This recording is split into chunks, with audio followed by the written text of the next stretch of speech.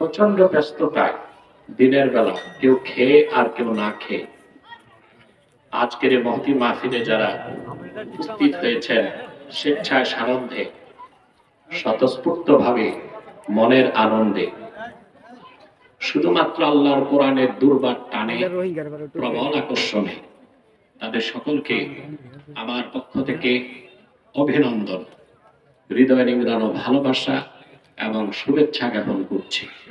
সবটুকু শুকরিয়া আল্লাহ সুবহানাহু ওয়া তাআলার জন্য, যিনি আমাদেরকে কোরআন কারীমের এই মজলিসে বসার তৌফিক মেহেরবানি করে ভিক্ষা দান করেছেন। সেজন্য আসুন আমরা সকলে একবার অবনত চিত্তে হৃদয়ের আবেগ অনুভূতি উজাড় করে শ্রদ্ধার সাথে বলি আলহামদুলিল্লাহ। অগণিত অসংখ্য দরুদ ও সালাম আল্লাহর সৃষ্টির প্রধান আকর্ষণ, বিশ্ব সভার সভাপতি, সকল নবী রাসূলগণের মাথার তাজ, শামসুল হিদায়াত, বদরুদ্দুজা, সাইয়্যিদুস সাকালাইন, ইমামুল মুরসালিন, খাতামুন নবিয়্যিন ওয়াল মুরসালিন, আফতাবে নবুওয়াত, শাহনশাহে রিসালাত, সরকারে দো জাহাं, সুলতানুল মদিনা, নবিয়ুল আম্বিয়া, হুজুরে আকরম, নূরে মুজাসসাম, নূরুন আলা নূর, সাইয়্যিদিনা হাবিবিনা শফিঈনা মাওলানা মুহাম্মদ সাল্লাল্লাহু আলাইহি ওয়াসাল্লামের উপর আল্লাহ তাবারাকা ওয়া তাআলা যাকে আজ থেকে প্রায় ১৫০০ বছর আগে প্রেরণ করেছেন সর্বশ্রেষ্ঠ ও সর্বশেষ নবী ও রাসূল হিসেবে, যার পরে আজ পর্যন্ত পৃথিবীতে অবশ্যই কোন প্রকার নবী কিংবা রাসূল অবশ্যই আসে নাই, অবশ্যই এখনো নাই, অবশ্যই কিয়ামত পর্যন্ত আসবে না। সম্মানিত সুধী, আপনারা তো সেই জোহরের আগ থেকে বক্তব্য শুনে এসেছেন, আলহামদুলিল্লাহ বলুন আলহামদুলিল্লাহ। আল্লাহ তাআলা যে বান্দাকে পছন্দ করেন তাকে দ্বীনের পথে আসার এবং দ্বীনের কথা শোনার এবং দ্বীনের বুঝ অর্জন করার তৌফিক দান করেন। এটা আল্লাহর হাবিব সাল্লাল্লাহু আলাইহি ওয়াসাল্লামের হাদিস। আল্লাহর হাবিব সাল্লাল্লাহু আলাইহি ওয়াসাল্লাম ইরশাদ করেছেন, মান ইউরিদিল্লাহু বিহি খাইরান ইউফাক্কিহু ফিদ-দ্বীন। আল্লাহ তার যে বান্দার কল্যাণ চান, আল্লাহ তাকে দ্বীনের সমঝদার বানিয়ে দেন। বলো না, পুরুষের কণ্ঠে বলেন সুবহানাল্লাহ। তা নিশ্চয় আল্লাহ তাআলা আপনাদেরকে পছন্দ করেছেন, এজন্যই তো আসতে দিয়েছেন। কথা বলেন। পক্ষান্তরে যারা কোরআন সুন্নাহর বিপক্ষে অবস্থান নেন, আল্লাহ তাআলা তাদের জন্য দুইটা শাস্তি রাখেন। একটা হচ্ছে পরকালে জাহান্নাম, আর দুনিয়াতে জনমানুষের নিন্দা এবং ঘৃণা। ঠিক না? যে বিতর্কিত নেকসুরতের ভ্যাগধারী দরবেশের কথা শুনেছেন আপনারা একটু আগে, সে তো ক্ষমতার অপব্যবহার করেছে। সে তো নেতা হিসেবে ছিল নাবালেগ, তার দাদা পর্যায়ের নেতারাও তো আমাদের স্টেজে এসে অনুগত একেবারে বিনয়ের সাথে বসে থাকত, কিন্তু এটা ছিল বেয়াদবের হাড্ডি। ঠিক না? সেজন্য দাউদকান্দির মাটিতে তার চেয়ে নিন্দিত ঘৃণিত আর মানুষ আছে বলে আমি তো জানি না। পরকালে জাহান্নাম পাবে তাই না, পৃথিবীতে নিন্দা বদনাম করিয়েছে। আপনাদের ঐক্যবদ্ধ থাকতে হবে যেন এইরকম দুরাচার নেকসুরতের ভ্যাগদারি কখনোই আর দাউদকান্দির মাটিতে রাজনৈতিক ভাবে পুনর্বাসিত হতে না পারে। এই ক্ষেত্রে আপনাদের এক থাকতে হবে। রাজনীতির দুর্বৃত্তায়ন এবং রাজনৈতিক অপসংস্কৃতি একটি দেশের জন্য ক্যান্সারের মতো, দেশকে ধ্বংস করে দেয়। ঠিক না? তো আল্লাহ তাআলা আমাকে ঠিকই আনলেন দাউদকান্দিতে, কিন্তু সে তো নাই, খুঁজেও পাবেন না। দূরবীন দিয়ে খুঁজেও পাবেন না। খুঁজে পাইলে তারে ভারতের কোন জঙ্গলে খুঁজে পাইতে পারেন, দেশে থাকার কথা না। এই জনগণের হাড্ডিগুটি আলাদা করে দিবে। সে যাই হোক, আমাদের শিক্ষা নেওয়া উচিত। ইসলামের সাথে চ্যালেঞ্জ করে কোনো অপশক্তি টিকতে পারে না। এটি হচ্ছে সত্য এবং বাস্তবতা, ঠিক না? আপনাদেরকে আল্লাহ কবুল করেছেন কোরআনের মাহফিলে, এতে আপনারা খুশি না বেজার? বেজার শুধু শয়তান। একটু পরেই তো আসরের সময় আমরা মুনাজাত করব, শয়তান যেন আমাদের বিভ্রান্ত করতে না পারে, ঠিক না? আমরা নিয়ত করছি, স্টেজে যারা আছেন ব্যস্ত মানুষ, ডক্টর মারুফ সাহেব আরো দুই একজন ছাড়া বাকিদেরকে বলছি, কিছুক্ষণ পর আমরা মুনাজাত করে গুনাহ মাফ করে নিষ্পাপ বেহেশতি আল্লাহওয়ালা হয়ে বাড়ি যেতে চাই। কারা কারা হাত তুলে আল্লাহ তাআলা আল্লাহ কবুল করুক, মঞ্জুর করুক। আমার যে বন্ধুরা দাঁড়িয়ে আছেন, আমি জানি না আপনারা কে কে খান বাহাদুর আহসানুল্লাহ নাতিপুতি। আল্লাহর হস্তে বসেন, বসে যান, একদম বসে যান। এটা কোরআন কারীমের মাহফিল, এখানে সর্বোচ্চ বিনয় এবং আদব আপনাকে রক্ষা করতে হবে। সম্মানিত সুধী, আমি আজকে তেলাওয়াত করেছি সূরা আলে ইমরান থেকে 110 নম্বর আয়াত। বলুন তো কোন সূরা? আয়াত নাম্বার 110। এই আয়াতটিকে কেন্দ্র করে নির্ভরযোগ্য মুফাসসির এবং মুহাদ্দিসগণের দৃষ্টিকোণ থেকে কিছু কথা আপনাদের সামনে তুলে ধরার চেষ্টা করব ইনশাআল্লাহ। আমরা এই আয়াত থেকে যে শিক্ষাগুলো পাবো প্রথমেই বলে নিচ্ছি। আল্লাহ তাআলা মুসলমানদের প্রিন্সিপাল আইডেন্টিটি, মূল পরিচয় কি হবে সেটা তুলে ধরেছেন সূরা আলে ইমরান 110 নম্বর আয়াত। এবং উম্মতে মুসলিমা হিসেবে আমাদের দায়িত্ব এবং কর্তব্য কি ব্যক্তি জীবনে, সমাজ জীবনে, রাষ্ট্র জীবনে, সেই কথাগুলো আল্লাহ তাআলা বলেছেন। আমরা তা শুনবো ইনশাআল্লাহ। আসুন তেলাওয়াতের মাধ্যমে আলোচনায় প্রবেশ করছি। আমার সঙ্গে আপনারাও পড়ুন, যেন প্রতিটি অক্ষরের নূরকে আল্লাহ তাআলা আমাদের সিনায় উদ্ভাসিত করে দেন। বলেন আল্লাহুম্মা আমিন। আউযু বিল্লাহি মিনাশ শাইতানির রাজীম। বিসমিল্লাহির রাহমানির রাহিম।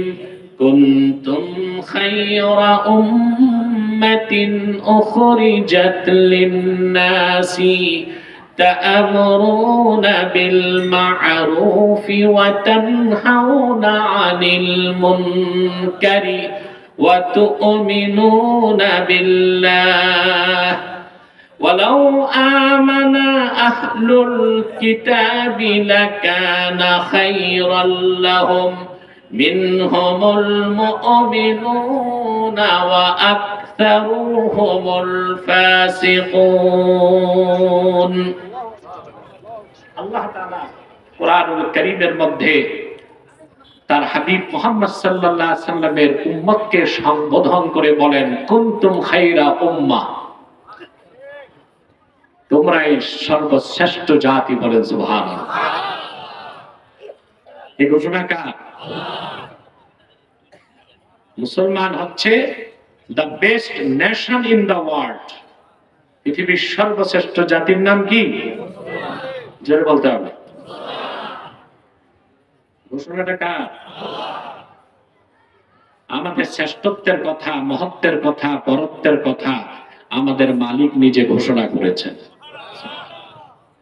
পৃথিবীর প্রত্যেকটি জাতি তার শ্রেষ্ঠত্বের দাবি করে না?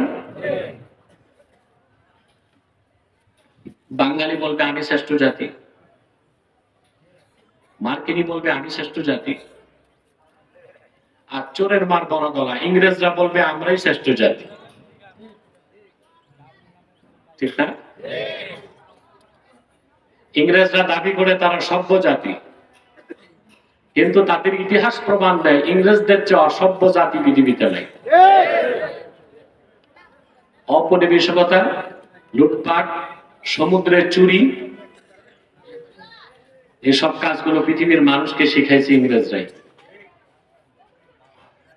200 বছর এই দেশকে শাসন করেছে, ভারত উপমহাদেশকে। কি পরিমাণ সম্পদ চুরি করছে তার হিসাব করলে বর্তমানে দাঁড়ায় $42 ট্রিলিয়ন। কত? ইংরেজরা চুরি করছে উপমহাদেশ থেকে, সম্পদগুলো ছিল মুসলিমদের। এখনো যে ব্রিটিশ রাজা বা রানীর মাথায় যে মুকুটে যে হীরার খণ্ডটা কোহিনূর, এটা মুসলমানদের চুরি করা সম্পদ। এটা তাজমহল থেকে তারা চুরি করছে। তো যে জাতির ইতিহাসটা হচ্ছে চুরি, ডাকাতি, হানাহানি আর খুনরেজি, এরা কি সিভিলাইজড নেশন না আনসিভিলাইজড নেশন? সভ্য জাতি না অসভ্য জাতি? আল্লাহ রাব্বুল আলামিন তিনি উম্মতে মুহাম্মাদীর শ্রেষ্ঠত্বের কথা বলতে যে বলেন, কুনতুম খায়রা উম্মাহ, উম্মতে মুহাম্মাদী তোমরাই শ্রেষ্ঠ জাতি। এই পৃথিবীতে উম্মতে মুহাম্মাদের মাধ্যমে আল্লাহ তাআলা 70টি জাতির পরিসমাপ্তি করেছেন। আল্লাহর আকাশের নিচে জমিনের উপর উম্মতে মুহাম্মাদীর যে শ্রেষ্ঠত্বের দাবিদার কোন জাতি আর কখনো ছিল না, কখনো হবে না। বলেন সুবহানাল্লাহ। আমাদের প্রিন্সিপাল আইডেন্টিটি, মূল পরিচয়, আমরা বাঙালি না আমরা মুসলমান। আজকে আমরা কিছু নেতার মুখে শুনি তারা বলে কে মুসলিম কে অমুসলিম এটা বড় পরিচয় না, বড় পরিচয় আমরা বাংলাদেশী। না, মুসলমানের সবচেয়ে বড় পরিচয় আমি মুসলিম, উম্মতে মুহাম্মাদী। তারপর আমার ভৌগোলিক পরিচয় আমি বাংলাদেশী, তারপর আমার আঞ্চলিক পরিচয় আমি কুমিল্লার। কথা বলেন, মূল পরিচয় কি? এখানেই তো ইসলামী জাতীয়তাবাদের বিস্তৃতিকে বোঝা যায়। সুবহানাল্লাহ। কামাল পাশা আতাতুর্ক যে জাতীয়তাবাদ দিয়েছে এটা ভৌগোলিক সীমানায় মানুষকে সীমিত করে। বাংলাদেশ ভূখণ্ডে যে বাংলাদেশী, পাকিস্তানের ভূখণ্ডে পাকিস্তানি, ভারতের ভূখণ্ডে হিন্দুস্তানি, যুক্তরাষ্ট্রের ভূখণ্ডে মার্কিনী। কিন্তু আল্লাহ রাব্বুল আলামিন উম্মতে মুহাম্মাদীর পরিচয় দিয়েছেন, তাদের একটাই পরিচয়, তারা মুসলমান। সেজন্য 57টি মুসলিম রাষ্ট্রে যত মুসলমান আছে তারা একটা জাতি, তাদের নাম উম্মতে মুহাম্মাদী। কোন পরিচয়টা বড়, বাংলাদেশী না মুসলমান? এখন আমরা যদি আমাদের ভৌগোলিক পরিচয়, আমাদের পরিচয়কে ভিন্ন ভিন্ন করি, আমরা বাংলাদেশী, তাহলে ইরাকের মুসলমানের দুঃখ দুর্দশায় আমাদের কিছু করার থাকে? কথা বলেন। ফিলিস্তিনের মুসলমানের দুঃখ দুর্দশায় আমাদের কিছু করার থাকে? কিন্তু আমরা যদি একটা পরিচয়ে পরিচিত হই, আমরা উম্মতে মুহাম্মাদী মুসলমান, তো 57টি মুসলিম রাষ্ট্র নেই, দুনিয়ার যে প্রান্তে মুসলমান আছে সে আমার ভাই, সে আমার জাতীয় গোষ্ঠীর অন্তর্ভুক্ত। বলেন সুবহানাল্লাহ। অতএব ধর্ম বর্ণের কোন পরিচয় নাই, আমরা বাংলাদেশী, কথাগুলো সেকুলাররাই বলে। আর এখন কিছু দাড়িওয়ালা টুপিওয়ালা বলতেছে, যেটা আমাদের কলিজায় আঘাত করে। কোন রাইটিস্ট, কোন ইসলামিস্ট এই কথা বলবে যে কে মুসলিম কে অমুসলিম এগুলো পরিচয় না, পরিচয় বাংলাদেশী, এটা কোন ইসলামিস্ট বা রাইটিস্টের মুখে আমরা কখনো আশা করি না। আমাদের মূল পরিচয় আমরা মুসলিম, আমরা উম্মতে মুহাম্মাদী। বলেন সুবহানাল্লাহ। ঠিক না? এর চেয়ে বেশি গর্ব প্রকাশ করার মতো কোন পরিচয় আমাদের আছে? আল্লাহ রাব্বুল আলামিন তার আখিরি নবী মুহাম্মদ মুস্তাফা সাল্লাল্লাহু আলাইহি ওয়াসাল্লামের উম্মত হবার সৌভাগ্য দান করেছেন। সেজন্য আমাদের মর্যাদাকে আল্লাহ এত বাড়ায় দিয়েছেন। দুনিয়াতে আমাদের মর্যাদা সবার উপরে, আখেরাতে, হাসরে, মিজানে, পুলসিরাতে, জান্নাতে আমাদের মর্যাদা সবচেয়ে বেশি থাকবে। সুবহানাল্লাহ বলবেন না? আল্লাহ রাব্বুল আলামিন তার হাবিবের উসিলায় ওনার উম্মতে মুহাম্মাদী হিসেবে আমাদের মর্যাদা কতটুকু বাড়ায় দিয়েছে চিন্তা করুন। তিনি পৃথিবীতে আমাদের সম্মান রক্ষার ব্যবস্থা করেছেন। হাদিস সাক্ষ্য দেয়, পূর্ব জামানায় কোন পয়গম্বরের উম্মত যদি অপরাধ করত, চুরি করত, ডাকাতি করত, মদ পান করত, তার গুনাহটা প্রকাশ পেয়ে যেত। রাতে গুনাহ করত, সকালে দরজায় লেখা উঠতো সারাকা ফুলান ইবনু ফুলান, এই লোকটা চুরি করছে। যে লোকটা মদ পান করত তার দরজায় লেখা উঠতো কদ শারিবা ফুলান ইবনু ফুলান, এই লোকটা মদ পান করছে। তাদের ইজ্জতের পাঞ্চার হয়ে যেত। কিন্তু আল্লাহ তার হাবিবের সদকায় এই উম্মতকে দয়া করছেন, তাদের কোনো গুনাহ আল্লাহ প্রকাশ করেন না, সব গোপন রেখে দেন বলেছেন। যদি কে চুরি করছে এটা এখনো প্রকাশ পাইতো, তাহলে আমরা দেখতাম এক একজন এমপি মন্ত্রী 10,000 কোটি চুরি করছে, লেখা উঠত। কথা বলেন। পদ্মা সেতু থেকে $5 বিলিয়ন চুরি হয়েছে, এটা কারো দরজায় লেখা উঠত। কথা বলেন। এগুলো হয়েছে না? খুব বেশি হয়েছে না? এত পরিমাণ হয়েছে যে আপনারা প্রত্যেক নাগরিক এখন 1,07,000 টাকা ঋণের বোঝা বহন করছেন। প্রত্যেকে, আমি, সে, উনি, আপনি, প্রত্যেকের মাথায় ঋণ কত? দেশ স্বাধীনের পর হেনরি কিসিঞ্জার বলেছিল বাংলাদেশকে তলাবিহীন ঝুড়ি, আর 2024-এ দেখেছি বাংলাদেশ ঝুড়িবিহীন তলা। আগে ছিল, আগে তলা ছিল না, ঝুড়ি ছিল, এখন ঝুড়ি নাই, তলা আছে।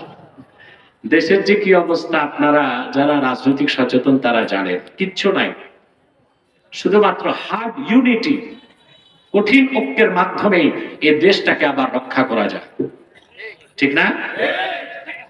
আল্লাহ তাআলা উম্মতে মুহাম্মাদীকে কত সম্মান দিলেন, তারা রাতে গোপনে গুনাহ করবে, গোপনটা গোপনই থাকবে। আবার আল্লাহ সুযোগ রাখলেন, ইল্লা মান তাবা ওয়া আমানা ওয়া আমিলা আমালান সালিহান ফাউলাইকা ইউবাদদিলুল্লাহু সাইয়্যাতিহিম হাসানাত ওয়া কানাল্লাহু গফুরার রহিমা। আল্লাহ রাব্বুল আলামিন বলেন, উম্মতে মুহাম্মাদী দুনিয়াতে যত গুনাহ করুক, গুনাহগুলো আল্লাহ গোপন রাখবেন। মৃত্যুর আগে যদি তওবা করে ঈমান এনে মুসলমান হতে পারে, নেক আমল করতে পারে, পরকালও গুনাহগুলো গোপন থাকবে। আল্লাহ বলেন তাদের জিন্দেগীর সব গুনাহ আল্লাহ মাফ করে দিবেন, বরং তাদের গুনাহগুলোকে আল্লাহ রাব্বুল আলামিন নেকের দ্বারা বদল করে দিবেন। আমাদের আগে পৃথিবীতে 70টি জাতি এসেছে। কতটি?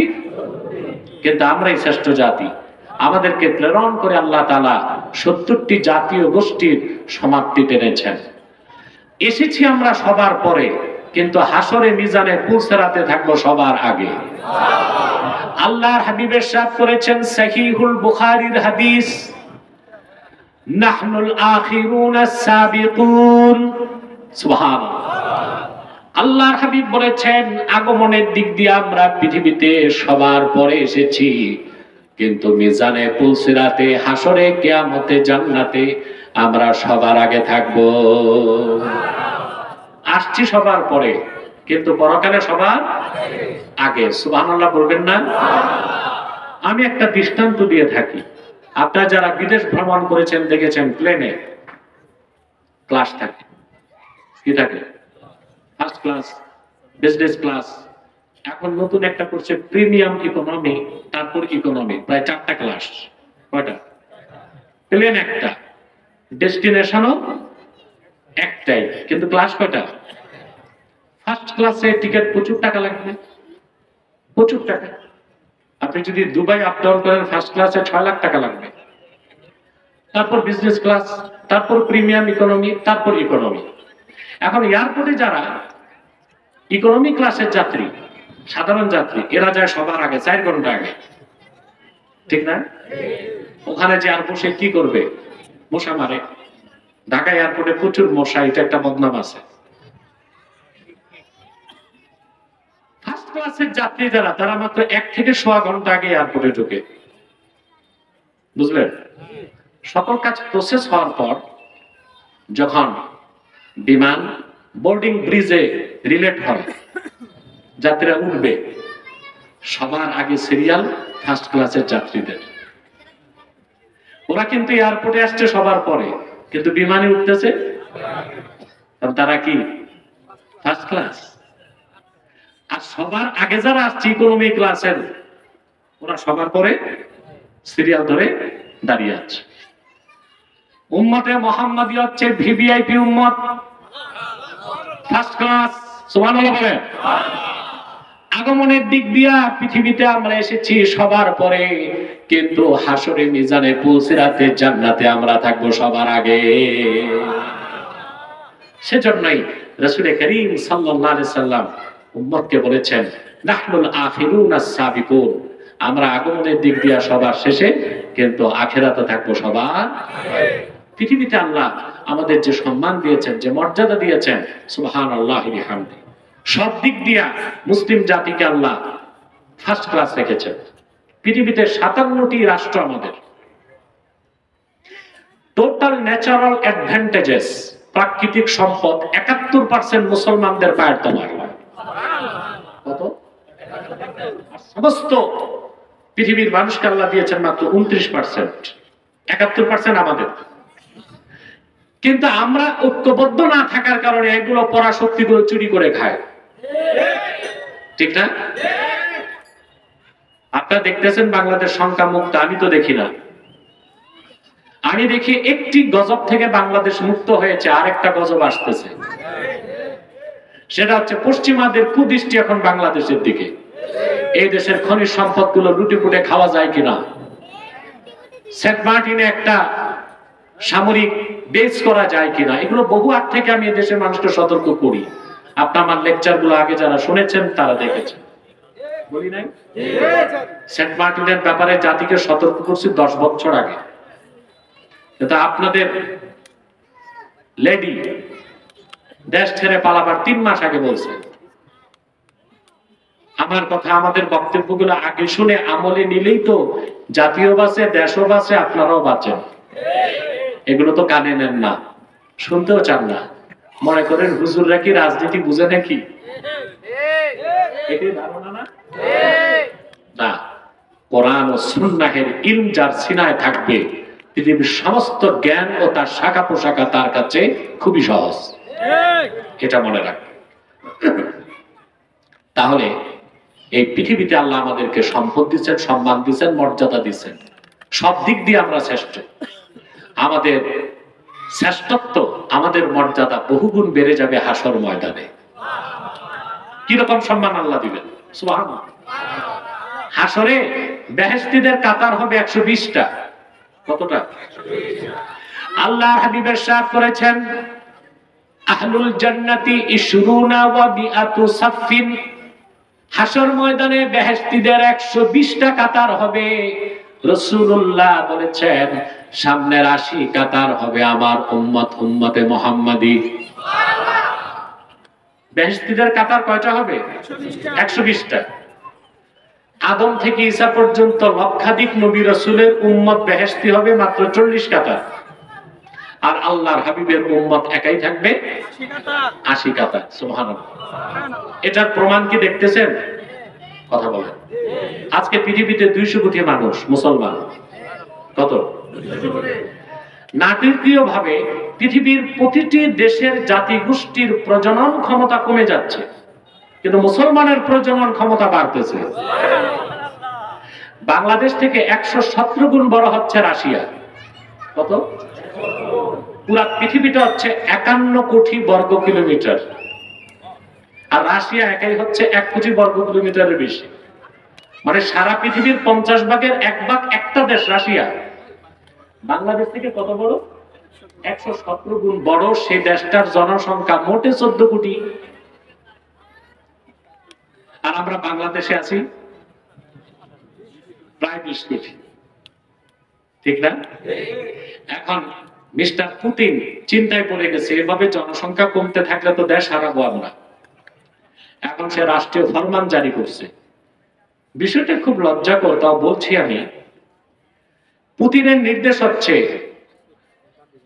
রাশিয়ার জনগণ ফিজিক্যাল রিলেশনের জন্য রাতের অপেক্ষা করবে না। পার্কে, রেস্তোরাঁয়, অফিসে, ফ্যাক্টরিতে যখন সুযোগ পায় ফিজিক্যাল রিলেশন করবে। আরে ভাই নাউজুবিল্লাহ বললেন না, ও তো ইসলামই বুঝে না, কাফের। তো তোর কাছে কি আর জানা টানা কিছু আছে নাকি? কিন্তু সিদ্ধান্তটা কি? সিদ্ধান্তটা হচ্ছে যে রাশিয়ার জনগণ যেখানে সুযোগ পায় সেখানে ফিজিক্যাল রিলেশন করবে, শুধু জনসংখ্যা বাড়ানোর জন্য। সারা পৃথিবীতে ইহুদি আছে 11 মিলিয়ন। কত? মাত্র 1,10,00,000। এর চেয়ে বেশি মানুষ তো আমাদের কুমিল্লাতেই আছে। 1 কোটি হবে না তাও কেন? কুমিল্লায় আছে, কুমিল্লায় কয়েক কোটি লোক আছে।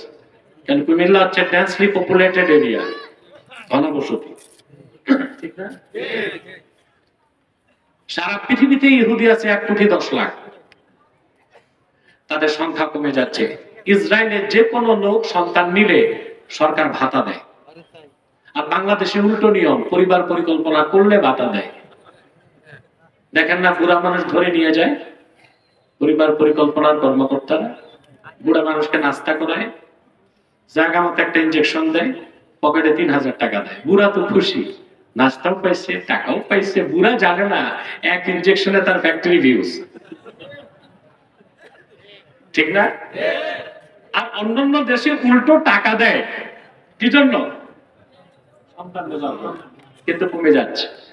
দেশ স্বাধীনের পর বাংলাদেশে হিন্দু ছিল 12.5%, এখন হিন্দুর সংখ্যা 6.5%। কেন? আমরা কি কোন হিন্দুকে মেরেছি? বরং অতি উৎসাহী কিছু হিন্দু বাংলাদেশ থেকে কামাই করে কলকাতায় যে সম্পদ গড়ছে, ওটা তাদের ইচ্ছায়। বাংলাদেশ জনসংখ্যা অধিদপ্তর দেখেছে হিন্দুদের প্রজনন ক্ষমতা কমে যাচ্ছে, ইহুদিদের প্রজনন ক্ষমতা কমে যাচ্ছে। প্রজননের জন্য ক্রোমোজোম লাগে, সেক্স ক্রোমোজোম। আল্লাহ পুরুষকে দিয়েছেন XY, মহিলাদেরকে দিয়েছেন XX। বিজ্ঞানীরা দেখেছে ইহুদিদের সেক্স ক্রোমোজোম নষ্ট হয়ে যাচ্ছে। আমার আল্লাহর কথা, আমার হাবিবের উম্মতকে মারবা ফিলিস্তিনে বোমা দিয়া জায়গা মতো আল্লাহ গজব দিয়ে দিয়েছেন, ঠিক না? আমার ভাইরা, সেজন্য বলছি হাসর ময়দানে মুসলমানের সংখ্যা সবচেয়ে বেশি হবে। আল্লাহর হাবিব বলেছেন হাসরে 120টা কাতার হবে, 80 কাতার হবে আমার উম্মতে মুহাম্মাদি। আল্লাহ কি রকম মর্যাদা দিবেন আল্লাহ পাক কোরআন কারীমে বলেন, ইয়াওমা লা ইউখজিল্লাহুন নাবিয়্যা ওয়াল্লাযীনা আমানু মাআহু নূরুহুম ইয়াসআ বাইনা আইদিহিম ওয়া বিআইমানিহিম। আল্লাহ রাব্বুল আলামিন বলেন, হাসর ময়দানে উম্মতে মুহাম্মাদি যখন দাঁড়াবে বিচারের জন্য, প্রত্যেক মুসলমানের সামনে এবং ডানে নূর দৌড়াদৌড়ি করবে। প্রত্যেক মুসলমান হাসরে যে দাঁড়াবে, সামনে এবং ডানে কি দৌড়াবে? এটা হচ্ছে উম্মতে মুহাম্মাদির জন্য ভিআইপি সিগনিফিকেশন, বলেন সুবহানাল্লাহ। আপনি দেখেন না ঢাকায় হাজার হাজার গাড়ি, কিন্তু মিনিস্টারের গাড়িটা চেনা যায়? যায়? কারণ ওখানে লাল বাতি আছে, ফ্ল্যাগ আছে, আগে বুঝে পুলিশ আছে। সুবহানাল্লাহ। যে কেউ বুঝে মিনিস্টার যাচ্ছে। হ্যাঁ, one of the VIP is going, একজন ভিআইপি পারসন যাচ্ছে। উম্মতে মুহাম্মাদির প্রত্যেককে আল্লাহ তাআলা ভিভিআইপি মর্যাদা দিবেন হাসরে। প্রত্যেকের সামনে ও ডানে নূর দৌড়াবে, তা দেখে ফেরেশতারা অ্যালার্ট হয়ে যাবে, আল্লাহর হাবিবের উম্মতেরা। সুবহানাল্লাহ। শুধু তাই নয়, আল্লাহ রাব্বুল আলামিন উম্মতে মুহাম্মাদিকে কি মর্যাদা দিবেন? তাফসীর ইবনে কাসিরে এসেছে, আল্লাহর হাবিবের প্রত্যেক উম্মতের অলিকে দাঁড়াবার জন্য আল্লাহ এক একটা নূরের মিম্বর হাসরে রাখবেন।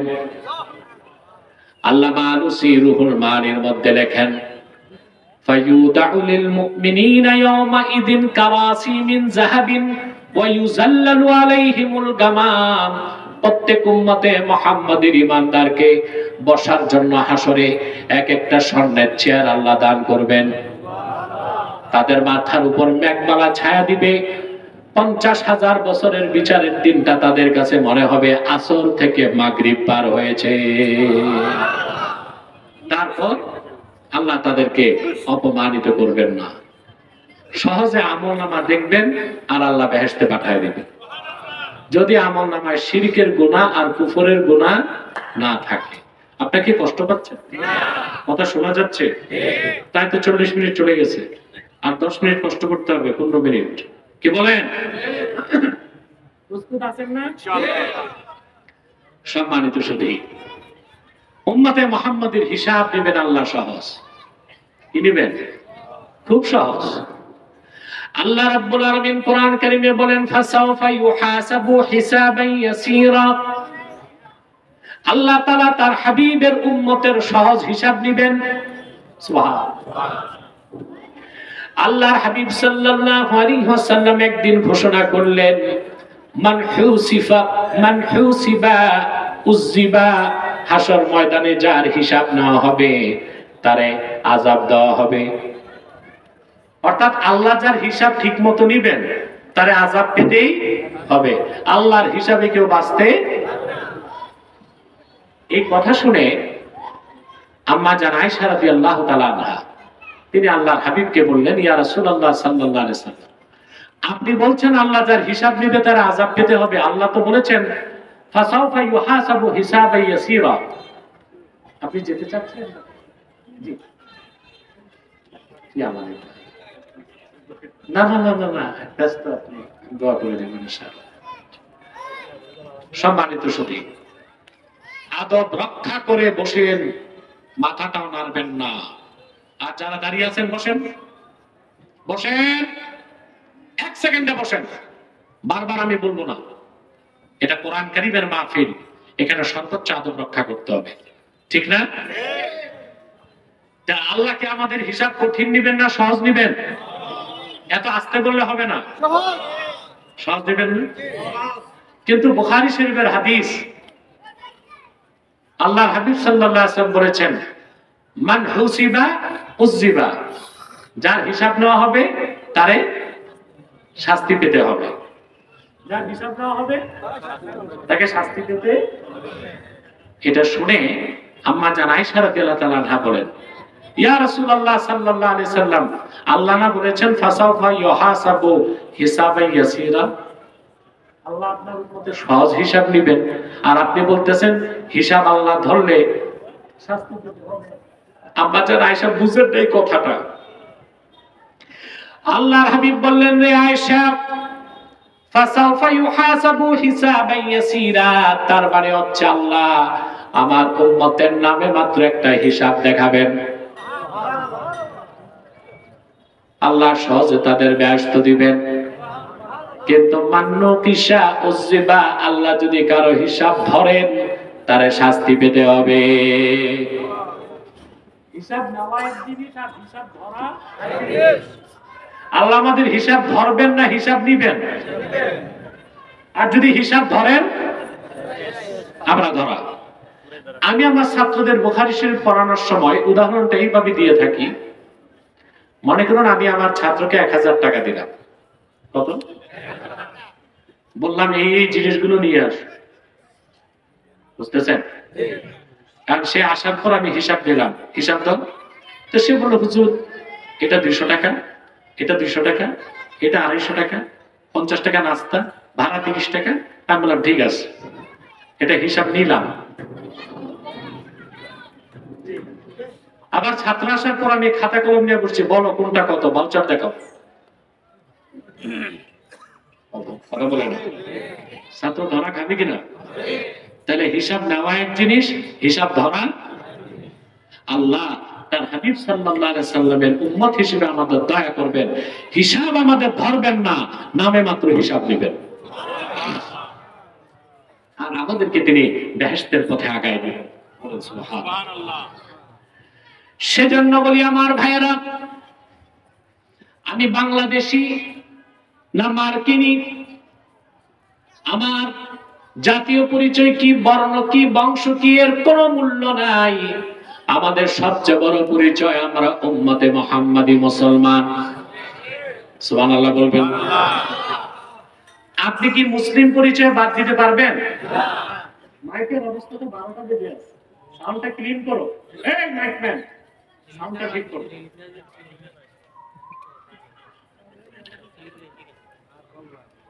শুনতেছেন? আমাদের সবচেয়ে বড় পরিচয় মুসলিম, এটা আমরা গোপন করতে পারবো? আরে ভাই, আমরা তো জন্ম নিয়েছি মুসলিম হিসেবে। প্রত্যেক আদম সন্তান জন্ম নেয় কি পরিচয়? আল্লাহর হাবিব ইরশাদ করেছেন কুল্লু মাউলুদিন ইউলাদু আলাল ফিতরাহ ফাআবাওয়াহু ইউহাউইদানিহি আও ইউনাসসিরানিহি আও ইউমাজ্জিসানিহি। প্রত্যেক আদম সন্তান জন্ম নেয় মুসলিম হিসেবে, সুবহানাল্লাহ। অতঃপর তার পিতামাতা তারে কাফের বানায়, মুশরিক বানায়, জিন্দিক বানায়, ইহুদি বানায়, খ্রিস্টান বানায়, মাজুসি বানায়।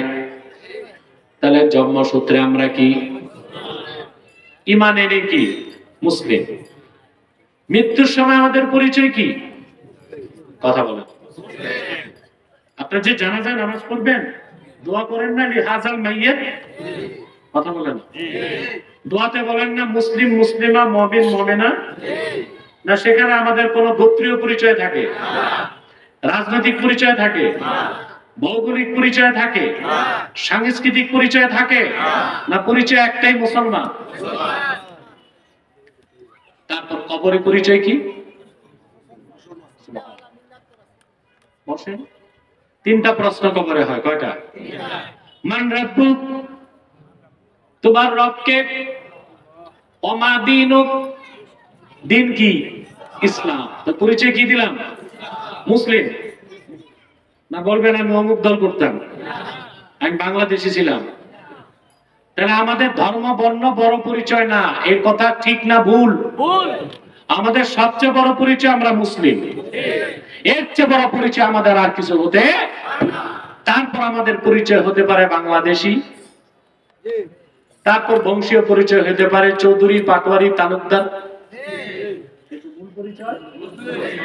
তাহলে ধর্ম বা বর্ণের পরিচয় আমরা পরিচিত হব না, বাংলাদেশি পরিচয়ে পরিচিত হব। এইরকম ভুল বক্তব্য দিয়ে গেছিল জিন্নাহ সাহেব 47-এর আগে। দেশ ভাগের সময় মূল সূত্রটাই ছিল টু নেশন থিওরি, দ্বিজাতি তত্ত্ব। অর্থাৎ যে ভূখণ্ডে মুসলিম বেশি তা হবে পাকিস্তান, যে ভূখণ্ডে হিন্দু বেশি তা হবে হিন্দুস্তান। তা আমাদের স্বাধীনতাটাই তো এসেছে ইসলামের দোহাই দিয়ে মুসলমানের পরিচয়। এটা আমরা ভুলতে কেমন করি? কথা বলে না। তো 47-এর টু নেশন থিওরি, দ্বিজাতি তত্ত্বের ভিত্তিতে বাংলাদেশে মুসলমান বেশি ছিল বলে এটা পাকিস্তানের অংশ হয়েছে। আর তারই ধারাবাহিকতায় 71-এ বাংলাদেশ স্বাধীন হয়েছে। যদি হিন্দু বেশি থাকতো এটা কি পাকিস্তান হইতো না হিন্দুস্তান? হিন্দুস্তানের অংশ যদি হইতো বাংলাদেশ, ত্রিপুরা আসামের মতো কিয়ামত তক স্বাধীন হইতো? কথা বলেন। আরে মিয়া কথা বলো, হইতো? তা আমাদের দেশের অস্তিত্ব স্বাধীনতা আসছে ইসলামের দোহাই দিয়ে, মুসলমানের পরিচয়ে। এই পরিচয় কোনোদিন বাঙালি বাদ দিতে পারে না। পারে না। 47-এর দেশ স্বাধীনের পর জিন্নাহ সাহেব 180 ডিগ্রি ঘুরে গেছে। আসলে জিন্নাহ সাহেব কোনো মুসলমানই ছিল না, সে ছিল শিয়া। কি ছিল? পারসি অগ্নি পূজারী। আর সে জীবনে বিয়ে করে নাই, তার বোনের সাথে তার ফিজিক্যাল রিলেশন ছিল। এটা পারসিদের ধর্মে একটা নিয়ম, ফিজিক্যাল রিলেশন হয় আপন বোনের সাথে। জিন্নাহ সাহেব ছিল পারসি, পড়াশোনা করছে বিলেতে, ব্যারিস্টার ছিল, নিয়মিত মদ পান করত। এত বেশি মদ খাইতো যে মদ খাইয়া টাল হইয়াছিল বলে আমাদের হাতছাড়া হয়েছে আসাম। আসাম কিন্তু 3 দিন স্বাধীন হয় নাই। কয়দিন? জিন্নাহ সাহেবের অবহেলার কারণে আসাম গেছে ভারতের হাতে। এটা জানেন তো মুরব্বীরা? আসাম ছিল কাদের? আমাদের। কিন্তু 3 দিন জিন্নাহ সাহেব কোনো খোঁজ খবর নেয় নাই। পরে প্রচুর সোনা রূপা ঘুষ দিয়া হিন্দুরা, কংগ্রেস আসামটাকে ভারতের অংশ করছে। আর যদি আসামটা আমাদের থাকতো, বাংলাদেশ ভূখণ্ড কত লম্বা হইতো চিন্তা করেন। শুধুমাত্র জিন্নাহ সাহেবের অবহেলার কারণে এই কাজ হয়েছে। 47-এর পর জিন্নাহ সাহেব বলল কে মুসলিম কে হিন্দু এই পরিচয় আর চলবে না, এখন আমরা সব পাকিস্তানি। এখন যে বা যারা বলছে কে মুসলিম কে অমুসলিম এগুলো পরিচয় না, আমরা বাংলাদেশি, তারা জিন্নাহ সাহেবের সেই পুরনো কুফরি মতবাদকেই নতুন ঘষা মাজা করে আমাদের সামনে তুলে ধরতেছে। আমরা তা মেনে নিব না। আমাদের মূল পরিচয় আমরা মুসলিম। বলেন সুবহানাল্লাহ। ঠিক না? এই পরিচয় নিয়ে বেঁচে থাকতে চাই। আমাদের পৃথিবীতে পরিচয় মুসলিম, কবরও পরিচয় মুসলিম। কয়টা প্রশ্ন কবরে? মান রাব্বুক ওয়া মা দীনুক, তিন নম্বর প্রশ্ন, ওয়ামা তাকুলু ফি হাযার রাজুলিল্লাযী বুইসা ফীকুম, আল্লাহর আখিরি নবী মুহাম্মদ সাল্লাল্লাহু আলাইহি ওয়াসাল্লামের নূরের চেহারা মুবারককে দেখানো হবে আর বলা হবে ওনার ব্যাপারে তোমার বিশ্বাস কি? আমরা মুসলিমরা বলবো হাযা নবিয়ুনা মুহাম্মাদুর রাসূলুল্লাহ ইমামুল মুরসালিন খাতামুন নবীন। তিনি আর কেউ নন, তিনি হচ্ছেন সমস্ত নবী রাসূলগণের নেতা, আল্লাহর আখিরি নবী, আমাদের প্যারা নবী মুহাম্মদ সাল্লাল্লাহু আলাইহি ওয়াসাল্লাম। তো দুনিয়াতে, কবরে, হাসরে, সব জায়গায় আমাদের পরিচয় কি? আমরা উম্মতে মুহাম্মাদি, বলেন সুবহানাল্লাহ। এই পরিচয় ধরে রাখবেন। আমাদের দেশের নেতারা একটা স্লোগান দেয়, ব্যক্তির চেয়ে দল বড়, দল থেকে দেশ বড়। আমি বলি এই স্লোগান ঠিক আছে, তবে একটু লম্বা করতে হবে। ব্যক্তির চেয়ে দল বড়, দল থেকে দেশ বড়, দেশ থেকে আমার জান বড়, জান থেকে আমার ঈমান বড়, কোরআন বড়, ইসলাম বড়। এই কথাটা লালন করবেন বুকে। ঈমান ও ইসলামের ব্যাপারে কোনো আপোষ নাই। আমার ভাইরা, এখন উম্মতে মুহাম্মাদী হিসেবে পৃথিবীতে আপনার দায়িত্ব কি?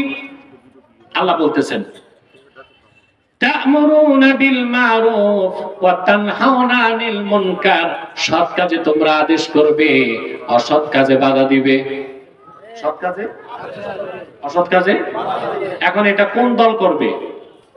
বাংলাদেশে অধিকাংশ রাজনীতিবিদ তো জানেই না কোনটা সৎ কাজ, কোনটা অসৎ কাজ।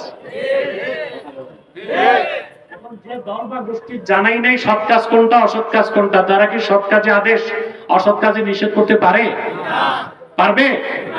দেখেন, আপনারা একটা কথা বলি আপনাদেরকে, মদ পান করা কি সৎ না অসৎ কাজ? জোরে বলতে হবে। শরীয়তের নিয়ম, মদ পান করতে দেওয়া যাবে না, প্রকাশ্যে মদের বার থাকতে পারবে না। কোন মুসলিম যদি মদ পান করে 80 দররা লাগাও, মদের ফ্যাক্টরি এবং মদের বাসন কোসন ভেঙে চুরমার করে দাও, এটা অসৎ কাজ, এটাই শরীয়তের হুকুম। কিন্তু বাণিজ্য মন্ত্রণালয় মদের লাইসেন্স দিয়া হারাম মদকে হালাল করতে চায়, ঠিক কিনা বলেন? যেটা অসৎ ওটারে তারা সৎ বানাইতেছে, আর যেটা সৎ ওইটারে অসৎ বানাইতেছে। বাণিজ্য মন্ত্রণালয় লাইসেন্স দেয় না। শরীয়তের নিয়ম, মুসলিম ভূখণ্ডে প্রকাশ্যে মদের দোকান থাকতে পারবে না। এখন মনে করেন দাউদকান্দিতে মদের বার একটা দিছে, আপনারা মানবেন? দেখা যাবে প্রত্যেক এলাকায় ইমাম ওলামা ঐক্য পরিষদ আছে, তারা কর্মসূচি একটা দিছে। আরে বাচ্চাদের বিশৃঙ্খলা বন্ধ করতে পারেন না? আপনারা কি মানুষের কাতারে আছেন নাকি ভাই? স্বেচ্ছাসেবক কই? মাদ্রাসার শিক্ষকরা কই? ছাত্ররা কোথায়?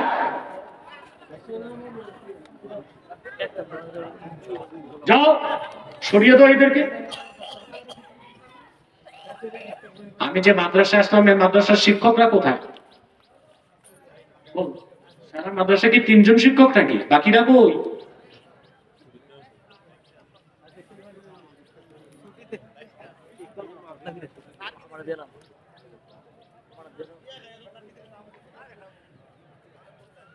তাহলে মদের বারকে আপনারা মেনে নেবেন? এখন 40 মসজিদ থেকে 10,000 মুসল্লি মিছিল নিয়ে জুমার দিন বের হইছে, মদের বার উচ্ছেদ করবে, পারবে করতে? মদের বার বন্ধ করতে পারবে? যা দেখবে 10 জন পুলিশ অস্ত্র হাতে দাঁড়ায় পাহারা দিচ্ছে। পুলিশ বলবে হুজুররা বহুত হয়েছে ফালাফালি, এবার বাড়ি যান। তার কারণ মদ যে আনছে সরকারকে ট্যাক্স দিয়ে আনছে, আর প্রতি গ্লাসে সরকারকে ভ্যাট দেয়। তো মদের দোকান পাহারা দেওয়ার দায়িত্ব কার? প্রজাতন্ত্রের। তাহলে যে জাতি গোষ্ঠী সৎ কি অসৎ কি তা বুঝবে না, তারা কখনো অসৎ কাজের আদেশ, অসৎ কাজের নিষেধ করতে পারে? জেনা করা কি অসৎ কাজ না? এখন আপনাদের নারী ও শিশু মন্ত্রণালয় আইন করছে, ছেলের বয়স যদি 21 না হয়, মেয়ের বয়স 18 না হয়, 10,000 লোক দাবাত করে বিয়ে দিল, এর চেয়ে বড় অবৈধ কাজ নাই। এটার নাম বাল্য বিবাহ। এটার নাম কি? অসৎ কাজ না? আসলে কাজটা কি অসৎ না সৎ? ইসলামে বাল্য বিয়ে বলতে কিছু নাই, বালেক বিবাহ আছে। অর্থাৎ ছেলে বালেক মানে মেন্টালি এন্ড ফিজিক্যালি ম্যাচিউরড, মেয়ে বালেকা মানে মেন্টালি এবং ফিজিক্যালি ম্যাচিউরড। এখন তারা বিয়ে বসতে পারে, যদি ছেলেও রাজি থাকে মেয়েও। আর যে মেয়ে রাজি না হয় জোর করে বিয়ে দেওয়া, তো 50 বছর বয়সও জায়েজ নেই। ওটার সাথে তার বাল্য বিবাহ বা বয়সের সম্পর্ক নাই। এখন আপনি বয়সের কারণে ইসলাম সৎ বানাইছে, আপনি অসৎ বানাইলেন আইন করে। অসৎ, এটা বাল্য বিবাহ। পুলিশ যদি খবর পায়, বিনা নোটিশে দনবিয়াই অ্যারেস্ট, বাবুর্চি অ্যারেস্ট, মেহমানরা অ্যারেস্ট। ওই যে বিয়ের যে কাজী সাহেব, কাজী তো না, ম্যারেজ রেজিস্টার, দেখেন না, মাথায় ছাতা, বগলে খাতা, দৌড়াইছে, কি বলেন, সেও অ্যারেস্ট। ঢোল পিটায় এত বড় বিয়ে দিলেন শুধু বয়সের কারণে, সব কাজটাকে আপনারা বানাইলেন অসৎ। আর মদ পানের মতো অসৎকে বানাইছেন সৎ। কথা বলেন, জেনা করা কি? অথচ প্রচলিত আইনে ছেলে আর মেয়ে যদি নিজেরা বনিবনা হয় রাজি থাকে, বিয়ে ছাড়াও ফিজিক্যাল রিলেশন করতে পারবে। আপনাদের মানব রচিত প্রচলিত আইন এটার বৈধতা দেয়। জেনার মতো হারাম নাজায়েজ কাজকে জায়েজ করলেন, আর মদের মতো হারাম কাজকে বৈধতা দিলেন, আর বিয়ের মতো পবিত্র কাজকে আইন করে নাজায়েজ করলেন। যেই সমাজ ও রাষ্ট্রের জাতি গোষ্ঠী সৎ কি অসৎ কি তাই বুঝে না, তাদের দ্বারা কখনো সৎ কাজে আদেশ, অসৎ কাজে নিষেধ হতে পারে না। উম্মতে মুহাম্মাদী হিসেবে আল্লাহ আমাদেরকে দায়িত্ব দিয়েছেন, সৎ কাজে আদেশ, অসৎ কাজে নিষেধ। এটা তিনটা শ্রেণী কাজ করবে। কয়টা শ্রেণী? আল আমরু বিল মারুফ ওয়ান নাহয়ু আনিল মুনকার আলাল উমারা'i বিল ইয়াদি ওয়া আলাল উলামা'i বিল লিসান ওয়া আলা আওয়ামিন নাসি বিল কলবে। সৎ কাজে আদেশ, অসৎ কাজে নিষেধ শাসকরা করবে হাত দিয়ে। কি দিয়ে? হাত দিয়ে। আলেমরা করবে জবান দিয়ে, সাধারণ জনগণ করবে অন্তরে। তিনটা শ্রেণী তিন ভাবে কাজ করবে সমাজে। সৎ কাজে আদেশ, কাজে কিভাবে করবে? শাসক করবে কি দিয়ে? কথা বলে না। কোন শাসক সৎ কাজে আদেশ হাত দিয়ে করবে? যেমন নামাজ পড়া সৎ কাজ, আল্লাহর হুকুম। শাসকের উপর ফরজ হচ্ছে রাষ্ট্রে রাষ্ট্রীয় ভাবে নামাজকে প্রতিষ্ঠিত করবে। এখন যে শাসক নিজেই নামাজ পড়ে না, সে কি নামাজ প্রতিষ্ঠিত করবে? শরীয়তের হুকুম যে নামাজ পড়ে না যদি মুসলিম হয়, তাকে ব্যাট লাগাইতে হবে। কি কাজটা কি আলেমের না শাসকের? সুবহানাল্লাহ বলেন। বেনামাজি কি ইমাম আজমের মতে 6টা ব্যাট লাগাইতে হবে প্রতি ওয়াক্তের জন্য। কয়টা? এখন মনে করেন আসর নামাজের পর আপনি কাওয়াদি বাজারে যে বেনামাজি একটারে ব্যাট 6টা লাগাইলেন, খাইবেন কয়টা?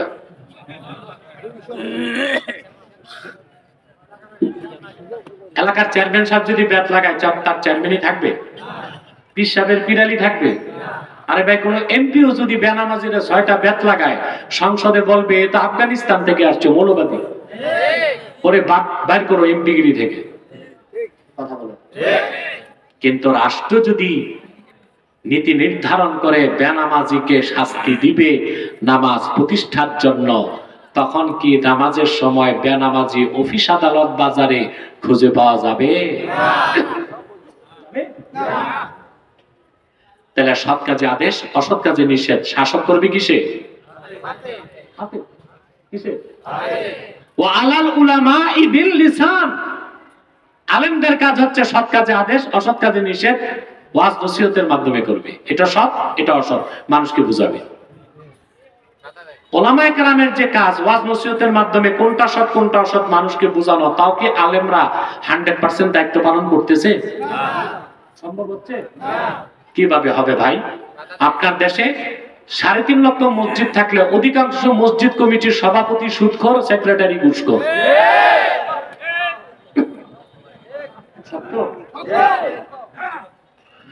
অথচ কোন বেনামাজিকে মসজিদ কমিটিতে দায়িত্ব দেওয়া যেতে পারে না। মসজিদ কমিটি, মাদ্রাসা কমিটি, পঞ্চায়েত কমিটিতে প্রধান পদগুলো সুদখোর, ঘুষখোর, বেনামাজি, লুটেরা, চাঁদাবাজ, দাগাবাজ, টেন্ডারবাজদের, ঠিক না? যে মসজিদের সভাপতি সুদখোর, সেক্রেটারি ঘুষখোর, বেনামাজি, ওই মসজিদের খতিব সাহেবের চেয়ে বড় এতিম আর কে আছে? হ্যাঁ, উনি কি ওয়াজ করতে পারবে? সঠিকভাবে সৎ কাজে আদেশ, অসৎ কাজে নিষেধ করতে পারবে? না চাকরি চলে যাবে? তা আমাদের দেশের শাসকরা সৎ কাজে আদেশ, অসৎ কাজে নিষেধ তা করতেছে না। ওই রকম শাসক, ওই রকম রাজনৈতিক দল আমরা পাই নাই। 2 নাম্বার, আলেমরা সৎ কাজে আদেশ, অসৎ কাজে নিষেধ করতেছে হক আদায় করতে। 3 নাম্বার হচ্ছে সৎ কাজে আদেশ, অসৎ কাজে নিষেধ সাধারণ জনগণ করবে অন্তর দিয়ে। তারা সৎকে গ্রহণ করবে, অসৎকে বাধা দিবে। এই 3য় পর্যায়ে কিছুটা সৎ কাজে আদেশ, অসৎ কাজের নিষেধ বাংলাদেশে আছে, কিন্তু 2য় স্তরে নাই, 1ম স্তরেও নাই। আমরা যেদিন 3টা স্তরে সৎ কাজে আদেশ, অসৎ কাজে নিষেধের কর্মসূচি পালন করতে পারবো, সেদিন বাংলাদেশ সুখী সমৃদ্ধ একটি সুন্দর বাংলাদেশ হবে। আমরা একটা ইসলামী রাষ্ট্র জাতিকে উপহার দিতে পারবো। আরে ভাই, প্রত্যেকটা মুসলমানের স্বপ্ন বাংলাদেশ ইসলামী রাষ্ট্র হোক, কিন্তু ইসলামী রাষ্ট্র হওয়ার আগে ইসলামী সমাজ বানান। কি বানান? ইসলামী সমাজ বুঝেন না? বুঝেন না। রাষ্ট্রবিজ্ঞানে বলা হয় society is great than state. রাষ্ট্র থেকে সমাজ বড়, রাষ্ট্র থেকে সমাজ বড়। এখন ইসলামী সমাজ বানাবার ক্ষমতা আপনাদের আছে। ইসলামী রাষ্ট্র বানাতে অনেক রক্ত লাগবে, জীবন লাগবে, মেহনত আছে, কিন্তু ইসলামী সমাজ আপনারা বানাই দিতে পারেন। সংস্কার বলেন, ডক্টর ইউনূসের হাতে কিচ্ছু নাই, সব আপনাদেরই হাতে। ইউনূস সাহেব কি করবে? 86 বছর বয়স, বেশি ত্যাক্ত করবেন, হঠাৎ হার্ট অ্যাটাক করে লাইফ সাপোর্টে দিতে হবে। সংস্কার তো আপনাদের হাতেই আছে। আপনার প্রত্যেকটা রাজনৈতিক দল যারা করেন, প্রত্যেক রাজনৈতিক দলে কিছু ভালো মানুষ কি নাই? যে আপনি তো কোন একটা রাজনৈতিক দল করেন, আর আপনি আপনার দলকে ভোট দিবেন। আমি কিয়ামত তো ওয়াজ শুনাইলো, আপনার হেদায়েত না থাকলে আপনি কি আমাকে ভোট দিবেন? আপনি দিবেন আপনার দলকে। একটা নীতি গ্রহণ করুন ভাইরা, আপনি যে রাজনৈতিক দল করেন ওই দলের ভালো মানুষটাকে আগায় দেন। ভোট দেবার আগে দেখেন লোকটা মুসলমান কিনা, যে দেখেন কাফের মুশরিক মুনাফিক তারে বাদ দেন, যে দেখেন মুসলিম তারপর দেখেন সে নামাজ পড়ে কিনা, যে দেখেন নামাজ পড়ে তারপর দেখেন সে দুর্নীতিবাজ কিনা, যে দেখেন দুর্নীতি করে না, ওই লোকটাকে আপনি ভোট দিন। প্রত্যেক রাজনৈতিক দল যদি এভাবে তাদের নেতাগুলোকে প্রতিষ্ঠিত করে, বাংলাদেশ ইসলামী সমাজে পরিণত হয়ে যাবে। আগামীর প্রজন্ম ইসলামী রাষ্ট্র উপহার দিবে বাংলাদেশের জনগণকে।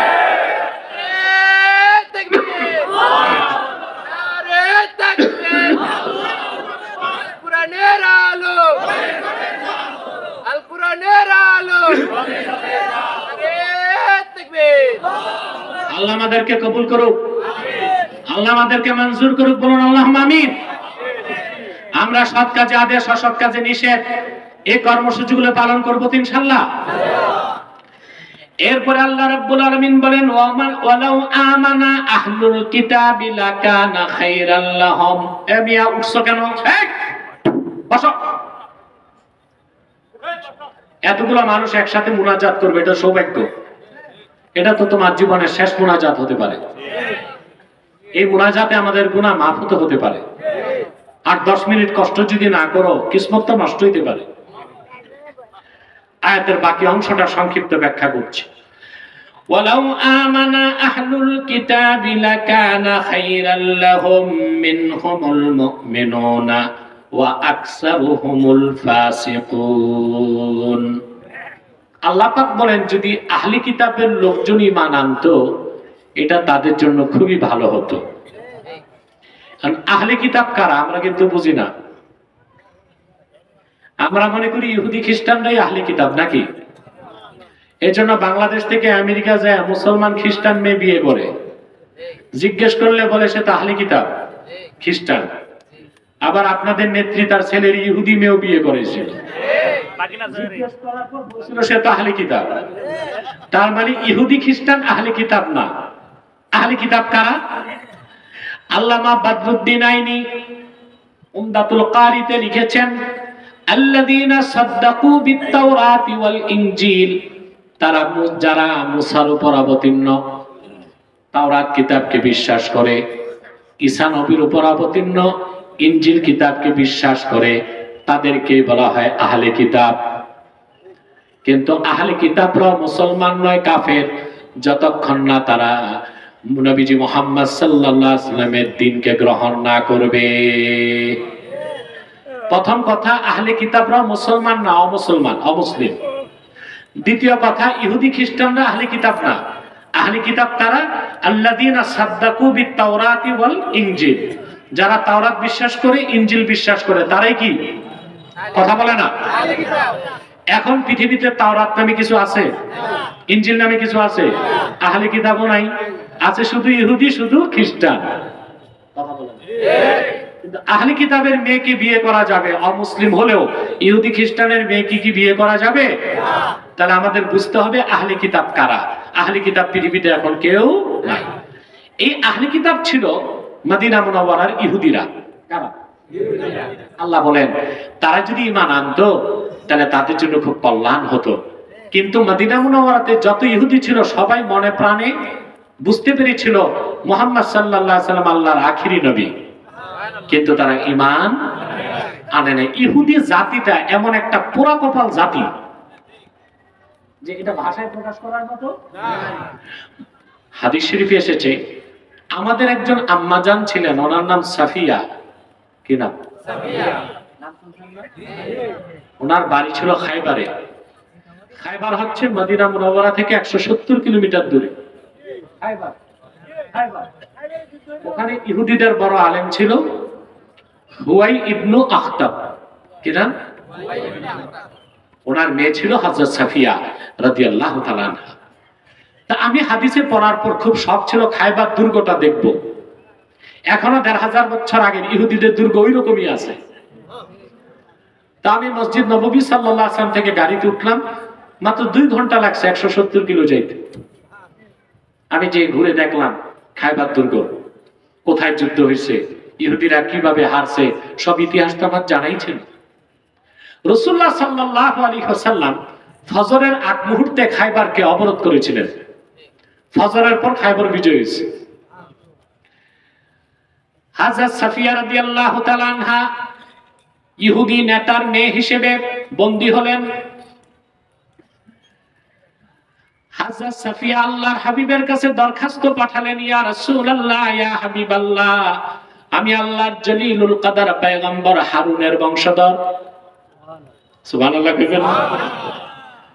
আমি অন্য কোন সাহাবীর কাছে যেতে চাই না, কারো কাছে থাকতে চাই না, আমি ঈমান আনতে চাই, আপনার কদমে জায়গা চাই। হযরত সাফিয়াকে আল্লাহর হাবিব আজাদ করে দিলেন, তিনি ঈমান আনলেন। সাফিয়া রাদিয়াল্লাহু তাআলা আনহা মুসলমান হয়ে গেলেন। হযরত সাফিয়া রাদিয়াল্লাহু তাআলা আনহাকে আল্লাহর হাবিব বিয়ে করলেন। হযরত সাফিয়া হয়ে গেলেন উম্মতের জননী। রাসূলুল্লাহ সাল্লাল্লাহু আলাইহি ওয়াসাল্লামের কাছে আসার পর আল্লাহ রাসূল দেখেন হযরত সাফিয়ার গালে খুব জোরে কেউ থাপ্পড় দিয়েছে, 5টা আঙ্গুল বসে আছে। আল্লাহর হাবিব হযরত সাফিয়াকে জিজ্ঞেস করলেন, লিমান সানাআ হাকাযা, এত জোরে তোমার থাপ্পড়টা কে দিয়েছে যে 5টা আঙ্গুলের দাগ বসে গেছে? হযরত সাফিয়া বললেন, ইয়া রাসূলুল্লাহ সাল্লাল্লাহু আলাইহি ওয়াসাল্লাম, আমার আগের স্বামী। আল্লাহর হাবিব বললেন, কেন? বলে, আমি একটা স্বপ্ন দেখছি গত রাতে, স্বপ্নটা বলার পরই সে থাপ্পড় দিয়েছে। আল্লাহর হাবিব বলেন, কি স্বপ্ন দেখে তাকে বলেছ? সাফিয়া বললেন, আমি স্বপ্নে দেখলাম আপনি সকালবেলা খায়বার বিজয় করেছেন, রাতে ঘুমাইছিলাম, স্বপ্নে দেখলাম পূর্ণিমার চাঁদ আমার ডান কোলে চলে এসেছে। আমি আমার পূর্বের ইহুদি স্বামীকে বলার সঙ্গে সঙ্গে সে আমার গালে চপেটাঘাত করে বলল, বুঝতে পেরেছি তুমি মুহাম্মদ সাল্লাল্লাহু আলাইহি সাল্লামের স্ত্রী হয়ে যাবা। এখন চিন্তা করেন মুসলমান, সেই ইহুদি বুঝতে পেরেছিল পূর্ণিমার চাঁদ দিয়ে কাকে বোঝানো হয়েছে, কিন্তু মুসলমান হয় নাই, বরং সকালে আল্লাহর হাবিবের বিরুদ্ধে অস্ত্র ধারণ করেছে। কথা বলে, এটা হচ্ছে ইহুদিদের পোড়া কপাল। তারা জানার পর বুঝার পর ১৫০০ বছর আগে আল্লাহর হাবিব মুহাম্মদ সাল্লাল্লাহু আলাইহি ওয়াসাল্লামের দ্বীনকে গ্রহণ করে নাই। হযরত সাফিয়া রাদিয়াল্লাহু তাআলা তিনি বলেন যে আল্লাহর হাবিব সাল্লাল্লাহু আলাইহি ওয়াসাল্লাম মক্কা থেকে হিজরত করে যখন মদিনাতুল মুনাওয়ারাতে গেলেন, আমার বাবা আর আমার চাচা দুইজন খাইবার থেকে মদিনা মুনাওয়ারাতে গেল আল্লাহর হাবিবকে দেখতে।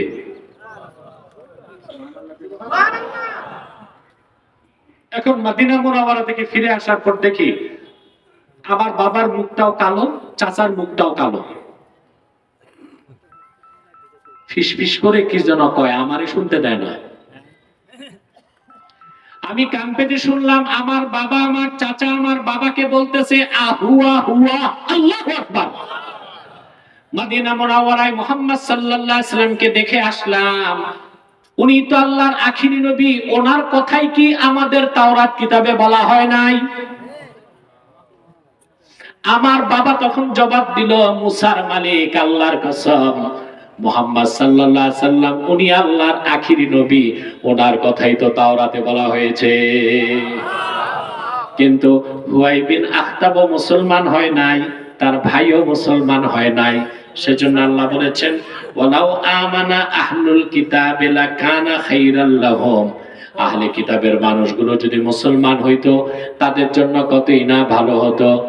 মিনহুমুল মুমিনুন ওয়া আকসারুহুমুল ফাসিকুন, তাদের মধ্যে খুব কম সংখ্যক ঈমান এনে মুসলমান হতে পেরেছে, অধিকাংশই জেনে বুঝে ফাসিক হয়ে আছে। আল্লাহ আমাদেরকে তার হাবিবের খাঁটি উম্মত হিসেবে কবুল করুন। উম্মতে মুহাম্মদী হইছেন ভাই, খুশি না? আরে ভাই, খুশি না হয়ে উপায় আছে নাকি? ঈসা নবী আল্লাহর কাছে দরখাস্ত করে উম্মত হইছেন। সুবহানাল্লাহ বলুন। এটা জানেন আপনারা? কথা বলেন। ঈসা নবী সব সময় আল্লাহর কাছে দোয়া করতেন, আল্লাহুম্মা জাআলনি মিন উম্মতি মুহাম্মদ, আল্লাহ তুমি আমাকে মুহাম্মদ সাল্লাল্লাহু আলাইহি ওয়াসাল্লামের উম্মত বানাও। আল্লাহ ঈসা নবীর দোয়া কবুল করতেন না? কথা বলে না, করছেন? আরে কথা বলেন বাবা। ঈসা কই? কেন? ঈসা নবীর আগে ইহুদিরা হযরত জাকারিয়াকে হত্যা করছে না? প্রচুর নবী হত্যা করছে না? কিন্তু ঈসাকে পারে নাই কেন? আল্লাহ তার দোয়া কবুল করছেন, আল্লাহ তাকে তার হাবিবের উম্মত বানাবেন। সুবহানাল্লাহ বলুন। আমার ভাইয়ের, আল্লাহ তাআলা ঈসা নবীর দোয়া কবুল করেছেন কিনা বলেন? ইহুদিরা তাকে যখন হত্যা করতে গেল, আসল ঈসাকে আল্লাহ আকাশে উঠায় নিলেন। দেখতে ঈসার মতো একজনকে আল্লাহ সাদৃশ্য দিলেন, ঈসার মতো, তার ইহুদিরা মারলো। মেরে কয় ঈসা শেষ। আমার আল্লাহ কয় না, যেটা মারছো এটা ঈসা না, এটা মিসা।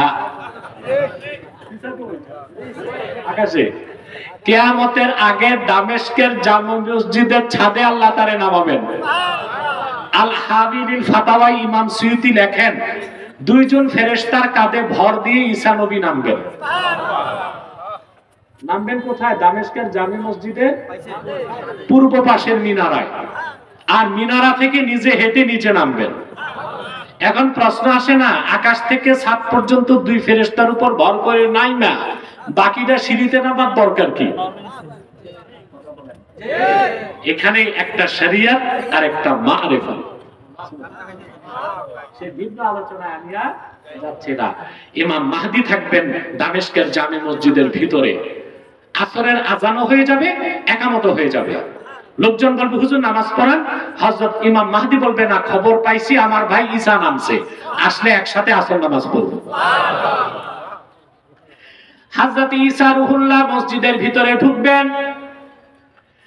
হানাফি মাযহাবের শ্রেষ্ঠ আকীদার কিতাব শারহু ফিকহিল আকবর দারুন নাফায়েস লেবানন বৈরুতের ছাপ 229 পৃষ্ঠার মধ্যে লেখা আছে ফায়ুশিরুল মাহদি ইলা ঈসা ইবনে মারইয়ামা বিত্তাকাদ্দুম। ইমাম মাহদি ঈসা নবীকে বলবেন, ঈসা আপনি নামাজ পড়ান। হযরত ঈসা বলবেন, না আমি নামাজ পড়াবো না, আপনি তো ইমাম, আপনি নামাজ পড়াবেন। ঈসা নবী কেন মাহদির পিছে নামাজ পড়বেন না, নামাজ পড়বেন, তার জবাব দিয়েছেন মোল্লা আলী কারি। সুবহানাল্লাহ। ফায়াক্তাদি বিহি লিয়াজহারা মুতাবিআতা নবিয়িনা মুহাম্মাদিন সাল্লাল্লাহু আলাইহি ওয়াসাল্লাম।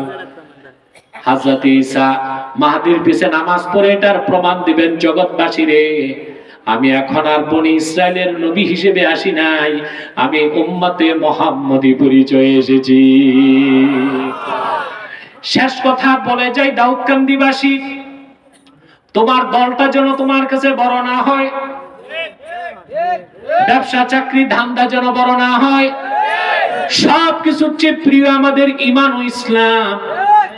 পূর্বের নবীগণ অনেকে দরখাস্ত করে উম্মত হতে পারে নাই, ঈসা নবী দরখাস্ত করে উম্মত, তুমি আর আমি বিনা দরখাস্তে উম্মতে মুহাম্মদী।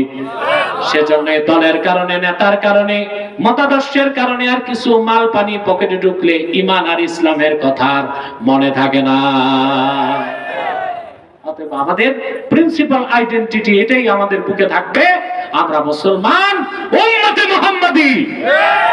আর এই পৃথিবীতে আমাদের কাজ ব্যক্তি জীবন, সমাজ জীবন, রাষ্ট্র জীবনে কোরআন সুন্নাহর আলোকে সৎ কাজকে প্রতিষ্ঠিত করব, অসৎ কাজকে নির্মূল করে দিব। পারবো তো? সাদাকাল্লাহুল আযীম ওয়া সাদাকা রাসূলুহুন নবিয়ুল কারীম ওয়া নাহনু আলা যালিকা মিনাশ শাহিদিন ওয়াশ শাকিরিন আলহামদুলিল্লাহি রাব্বিল আলামিন। আল্লাহ আমাদেরকে কবুল করুক, মঞ্জুর করুক, বলুন আল্লাহুম্মা আমিন। যে ভাইরা দাঁড়িয়ে আছেন বসেন, সব বসেন।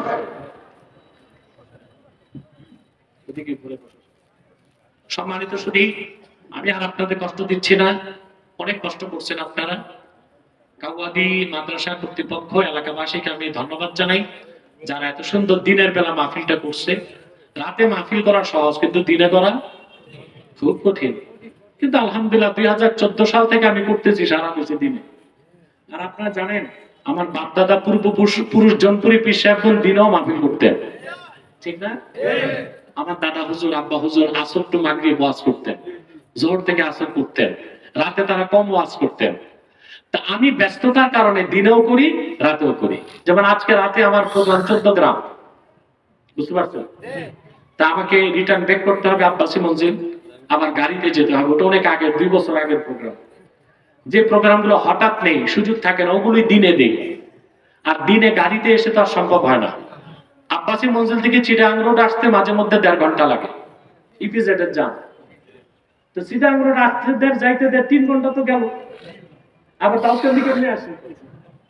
এই জন্য বলি অনেকে সমালোচনা করে, কিন্তু নিন্দুকের নিন্দা, হিংসুকের হিংসা, তা দেখলে কি আর কাজ করা যাবে? আল্লাহ আমাদের হেদায়েত করুন। প্রিয় ভাইরা, দাউদকান্দিবাসী, আমার মনে হয় এই বছর আর দেখা হবে না। আল্লাহ হায়াত দারাজ করলে আবার দেখা হইতে পারে সামনে। আমি কিছু আবেদন করে যাই, কিছু অনুরোধ করে যাই, কিছু নির্দেশ করে যাই। আপনার এখানে বিভিন্ন দল ও মতের লোক আছেন, আছেন না? কথা বলে না। দলীয় ভাবে আপনাদের অনেক পরিচয়, কেউ বিএনপি, কেউ জামাত, কেউ মজলিস, আওয়ামী লীগের লোকজনও আছে। নেতাগুলি ভাগছে, কর্মীগুলো কি করবে, দেশ ছেড়ে যাবে কই? আপনারা এদেরকে একটু আদর সাদর কইরা সৎ পথে আনবেন। বিএনপির নেতাদের বলছি, জামাতের নেতাদের বলছি, যেগুলো ভাগছে তো ভাগছে, অপরাধীদের বিচার চাই, কিন্তু যেগুলো এলাকায় নিরীহ বলি, এগুলোরে তবা টবা করায়া সৎ পথে রাখবেন, নিজেদের সাথে রাখবেন। এদেরকে কই ফালাবেন? এটা আপনাদেরই ভাই বন্ধু, ঠিক না? আর যত বেশি আমরা দ্বন্দ্ব করব, তত দেশ গৃহযুদ্ধের দিকে যাবে। অতএব অপরাধী যারা, ফেসিবাদী, জালেম, খুনি, লুটেরা, তাদের প্রত্যেকের ফাঁসি চাই, বিচার চাই। বাকিদের চাই আল্লাহর রাস্তে মাফ করি। সব দলমতের মানুষকে আমার অনুরোধ, দলীয় মতভেদ তো আছে, 3টা ইস্যুতে আমরা এক হয়ে যাব। ইসলামের সুমহান স্বার্থ রক্ষায় আমরা ঐক্যবদ্ধ হয়ে যাব। মুসলমানদের মৌলিক দাবি আদায় আমরা এক হব। আমাদের আগে আজান হয়ে গেছে। ইসলামের মৌলিক দাবিগুলো আদায় আমরা এক হয়ে যাব, পারবো তো ইনশাআল্লাহ? আর বাংলাদেশের স্বাধীনতা রক্ষায় আমরা এক থাকবো, পারবো তো? এই তিনটা ইস্যুতে এক ঐক্যবদ্ধভাবে কাজ করতে তাহরিকে খাতমে নবুয়ত বাংলাদেশ আপনাদেরকে নেতৃত্ব দিবে। আলহামদুলিল্লাহ দাউদকান্দি কমিটি এখানে এসেছে। আলমগীর কোথায়? তারপর তিতাসের ওরাও আসছে নাকি? মাসুদ, আবুল হাসান, এরা আছে, ওবায়দুল্লাহ আছে, এরা দাউদকান্দি কমিটিতে কাজ করছে। তাহরিকে খাতমে নবুয়ত বাংলাদেশে কাজ করার জন্য আপনাদেরকে আমি আহ্বান করছি। আপনার দল যেটাই থাক, পীর যে হোক, মাদ্রাসা যেটাই থাক, মুসলমান হইলেই খাতমে নবুয়তের আন্দোলনে থাকতে পারবে। আল্লাহ কবুল করুন, আল্লাহ আমিন।